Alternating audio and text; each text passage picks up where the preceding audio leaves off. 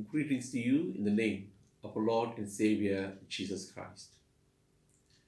Will you please turn to Genesis chapter 28, verse 14. Your descendants will be like the dust of the earth, and you will spread out to the west and to the east, to the north and to the south. All peoples on earth will be blessed through you and your offspring. Now, Jacob was fleeing from his brother Esau. And he was fleeing to his uncle's place, to Laban's place. And on his way, he takes a rest. And then God appears to him in a dream. And in the dream, God says, I will bless you. God says, I'm going to bless you. And verse 14 ends. All peoples on earth will be blessed through you and your offspring. So God says, Jacob, I'm going to bless you. Jacob, you are going to be a channel of a blessing. I'm going to use you to be a blessing to others. Jacob, my blessings are not just meant for you. You are going to be a channel of blessing to others.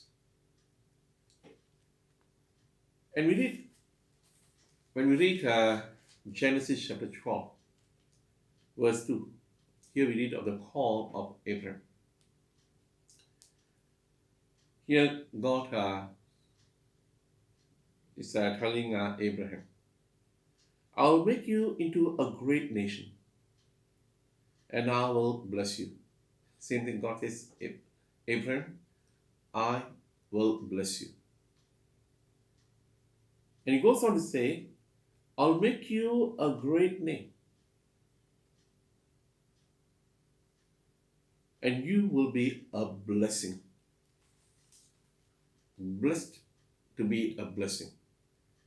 So God, in both incidents, we see very clearly, God says, I'm going to bless you so that you can be a blessing to others. In life, we come across many, many different kinds of people, both within and outside the church.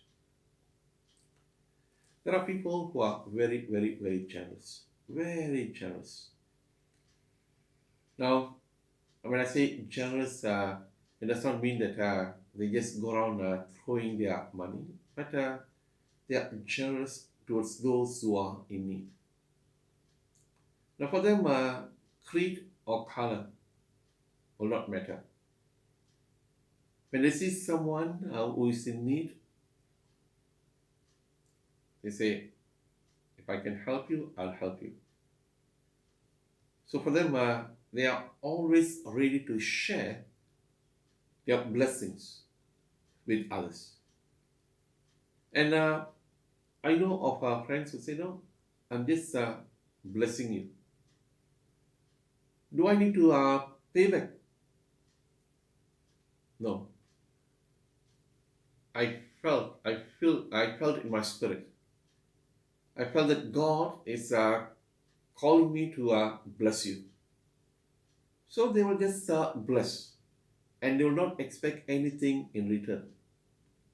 Now, of course, there are those who use their financial resources to loan people money, to those who are in need. And then that could become another problem.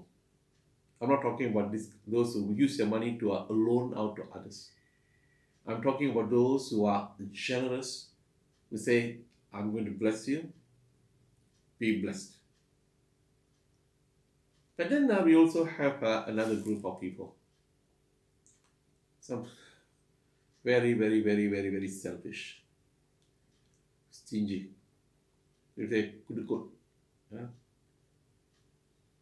You cannot get anything out of them. Now, I've seen this group of people even in the life of the church. It's not that they don't have the financial uh, strength, but for them to help to take out money can be is cannot cannot for them. They just cannot bless others. For them, it's all about themselves. It is all about themselves. But in the Bible is very clear. When God blesses us, God is calling us to bless others. Now, it is only when we learn to bless others we can truly experience the joy of the Lord in our lives. A good example is Jesus looked at the crowd. There were 5,000 men. We do not know about the women and children. And Jesus had compassion and told the disciples, hey, what can we do? He asked them, what can we do? And then one of the disciples, he brings a boy and says, hey, Jesus, Rabbi, teacher, we have a boy here. A small boy, small fishes, small loaves of bread. All small, small, small. But this small boy was prepared to share the blessing that he had, the small loaves of bread, the small fishes, with Jesus. And Jesus took that small loaves, small fishes, he blessed, gave thanks to God, and he fed the 5,000 men. Sometimes we cannot understand. Sometimes it's beyond our imagination how God can take small blessings that we are willing to share with others and make it into a big blessing to others. To do that, one must have the heart of generosity. One must have the heart to give, not just to receive. It is always easy to receive. We like to receive. We always like to receive. When it comes to giving, then it can be very, very, very difficult, very challenging. A family came to visit me with their 1-year-old child. Her name is Samia. A beautiful girl. I just love this little girl. And she was sitting down in my house. And I gave her some chocolates. And this girl was enjoying the chocolates. Wow. She was really, when she saw the chocolates, she was so excited. I could literally see when I gave her, eyes just opened. And then her mommy said, give auntie some chocolates. My wife was sitting beside me. And she did not give a second thought. She immediately took some chocolates and gave my wife. Immediately took the chocolates and gave my wife. And when I looked at her face, she was not sad, she did not feel forced. She was just full of joy. Her face was just full of smiles. She took and gave my wife. That is the kind of spirit that God desires in every Christian life. Now, when it comes to sharing our blessing, we should have that kind of heart to say, I am willing to share. Now, but sometimes in life, as I said earlier, there are those who are, for them, giving can be very, very, very difficult. You turn me to Luke chapter 12. Luke chapter 12, a very popular parable. The parable of the rich fool. The parable of the rich fool. And here in verse 16, Jesus is telling this parable. You want to know in what context? Read from verse 13. And he told them this parable, the ground of a certain rich man. So, the ground of a certain rich man. So, the man was already rich. So, which means that he had all that he wanted, needed for his daily living, and more than what he needed. So, produced a good crop. So, it was a good year for that man. A good year for the man. He thought to himself, what shall I do? I have no place to store the crop. So he started cracking his head. What shall I do? What shall I do?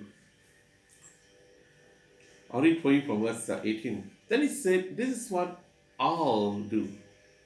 I will tear down my barns and build bigger ones, and there I will store all my grain and my goods. And I'll say to myself, you have plenty of good things laid up for many years. Take life easy, eat, drink, and be merry. Is it a bountiful house? So he started to consider, he started thinking, what can I do? I never expected this bountiful house. More than all that I have imagined. So he said, what can I do?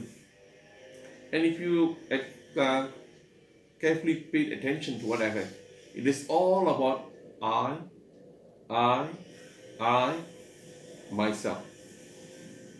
It was all about himself. We don't see him acknowledging God for the bountiful house.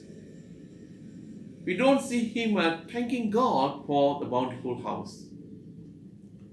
We don't see him thinking of giving an offering to God for the bountiful harvest.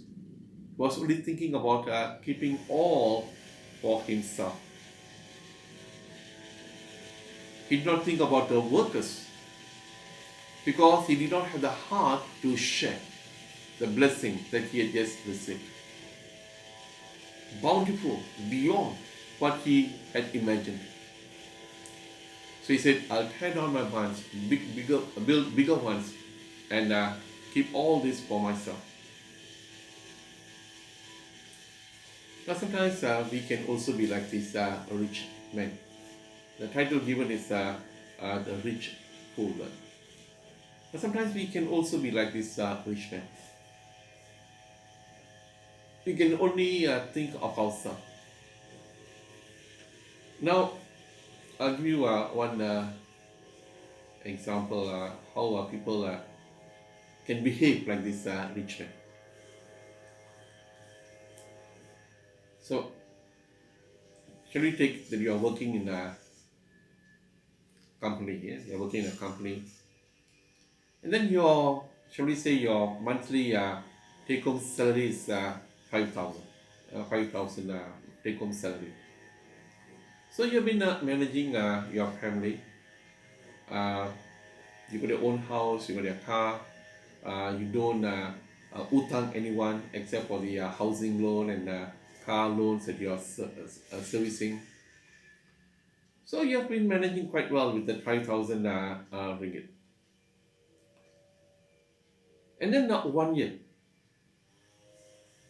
the company says, we have done very well this year. So the company has decided to give all of you 2 months bonus. So end of the year, you're going to get 2 months bonus.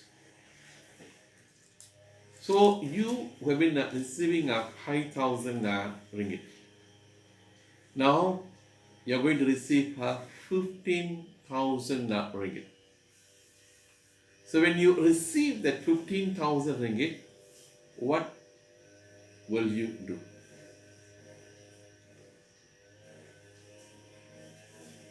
Will you take that extra 10,000, put it in the FD? Don't even tell your wife, because you are scared if you tell your wife, she may ask for certain things. So you quietly go and put it in the FD.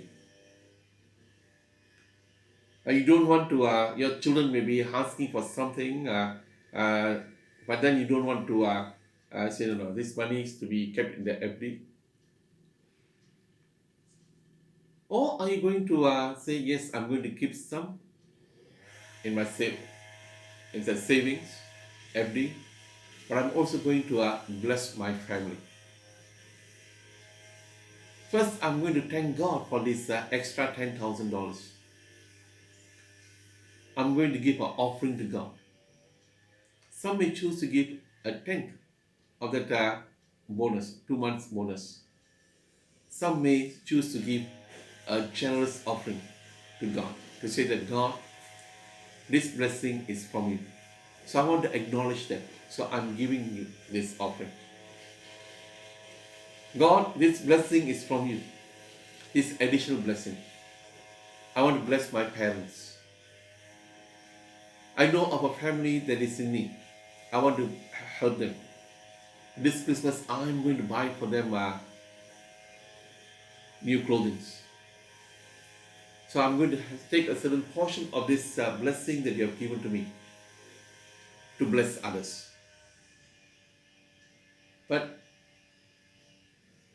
if you decide to keep all that in the FD just for yourself, for your own enjoyment, then you will be like the rich man, the parable of Jesus. So we need to learn to share the blessings that God showers upon us. Now, very simple. God told Abraham, I'll bless you so that you can be a blessing. God told Jacob, I will bless you so that you can be a blessing to others. So God is blessing us so that we can be a blessing to others. Now, this heart of giving will only you can only have this heart of giving when you have Jesus dwelling in your heart. It is only when we realize what Jesus had done for us. It is only when we appreciate the death and resurrection of Jesus. It is only when we appreciate the salvation that we have, then our heart says, I am saved. I'm grateful for Jesus who gave himself totally for me. He is my example. So I want to share what I have with those who are in need. I want to be a blessing to others. It is only when we are a blessing to others can we truly reflect the love of our God. It is not just talking. It is not giving ideas. Sometimes people come up with the ideas saying that we must help A, B, C, D. But they themselves will not come up with $1 to help others. No, we can come up with ideas. We can come up with beautiful plans. I hope that Peter, James, and John will come up with the funds. The church will come up with the funds. That is not having a generous heart. Having a generous heart means I will take out my money. I say, here is my contribution. I will give so that others can be blessed. So we are blessed to be a blessing. Will you be a blessing to others? God bless you. In the name of the Father, Son, and the Holy Spirit. Amen.